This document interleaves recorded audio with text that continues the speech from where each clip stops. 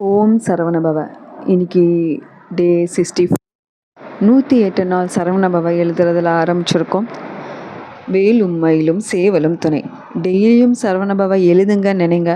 கண்டிப்பாக ஒரு நாள் லைஃப் மாறும்.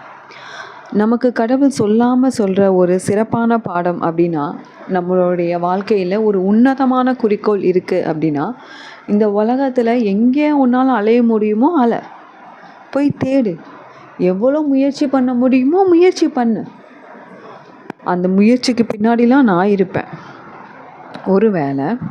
ஒருவேளை அந்த முயற்சி உன்னுடைய விதியினால் அந்த முயற்சி தோற்கடிக்கப்படும் அப்படின்னா, நான் எப்படி எல்லாத்தையும் விட்டுட்டு பழனிக்கு போய் எனக்குன்னு ஒரு உலகத்தை உருவாக்குனேனோ, அந்த மாதிரி உன்னுடைய விதியை அழித்து உன்னுடைய குறிக்கோளை நிறைவேற்றுறதுக்காக இந்த தனி உலகத்தையே உனக்காக உருவாக்குவேன் அப்படின்னு இருக்கிறவ தான் நம்மளுடைய முருகப்பெருமான்.